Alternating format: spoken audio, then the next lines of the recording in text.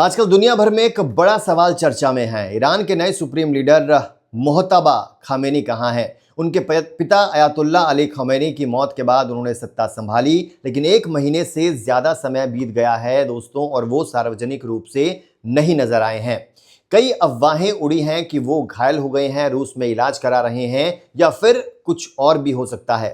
लेकिन अब रूस के ईरान में राजदूत ने इस पर साफ साफ बयान दे दिया है। आज इस वीडियो में इसी खबर को डिटेल से समझते हैं। दोस्तों, फरवरी 2026 के लास्ट में अमेरिका और इजराइल के संयुक्त साझा हमलों में ईरान के तत्कालीन supreme leader Ayatollah Ali Khamenei की मौत हो गई थी। हम सभी जानते हैं ये हमला ईरान अमेरिका इजराइल तनाव के दौरान हुआ था। उसके बाद ईरान के एक्सपर्ट्स असेंबली ने 9 मार्च 2026 को अली खामेनी के बेटे मोहतबा खामेनी को नया सुप्रीम लीडर चुन लिया था। मोहतबा खामेनी 56 साल के हैं और उन्हें उनके पिता की हार्ड लाइन पॉलिसी को जारी रखने वाला माना जाता है। लेकिन नियुक्ति के बाद से मोहतबा खामेनी एक बार भी पब्लिक में नहीं दिखे हैं। ना कोई वीडियो स्पीच, ना कोई फोटो, ना कोई पब्लिक अपीयरेंस। उन्होंने कुछ लिखित स्टेटमेंट्स जारी किए, जैसे नवरोज और रमजान के मौके पर, लेकिन चेहरा दिखाया नहीं। इसके बाद अफवाहों का बाजार गर्म हो गया। कुछ रिपोर्ट्स में दावा किया गया था कि यूएस इजराइल हमलों में मोहतबा भी घायल हो गए थे। एक रिपोर्ट तो यहां तक ये कह रही थी कि पुतिन ने खास प्लेन भेजकर उन्हें मॉस्को ले जाकर उनका इलाज कराया है। सोशल मीडिया पर एआई जनरेटेड इमेजेस भी वायरल हुई हैं, जिससे मजाक भी उड़ने लगा। कुछ ने तो कहा कि IRGC Islamic revolutionary guard corps असली पावर संभाल रही है और लीडर शायद बंकर में छिपे हुए हैं।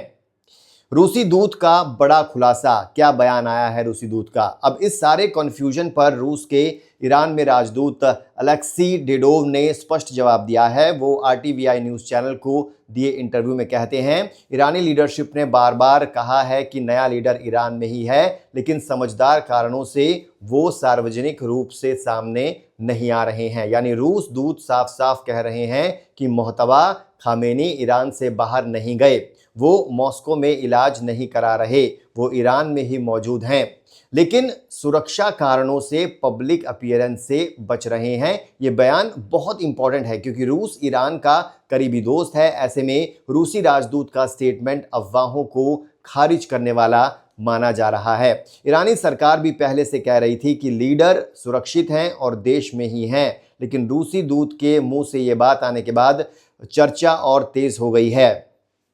क्यों नहीं दिख रहे खामेनी? संभावित कारण क्या हो सकते हैं? दोस्तों, सवाल यह है कि आखिर समझदार कारण क्या हैं? सुरक्षा चिंता हो सकती है। अमेरिका इजराइल के हमलों में उनके पिता की मौत हो चुकी है। ऐसे में नया लीडर खुद को टारगेट बनने से बचाना चाहता होगा। कोई भी पब्लिक इवेंट उनके लिए काफी बड़ा खतरा बन सकता है। घायल होने की अफवाह, कुछ रिपोर्ट्स में कहा गया है कि हमले में उन्हें हल्की चोट लगी थी। अगर वो पूरी तरह ठीक नहीं हुए तो पब्लिक में आने से बच रहे होंगे।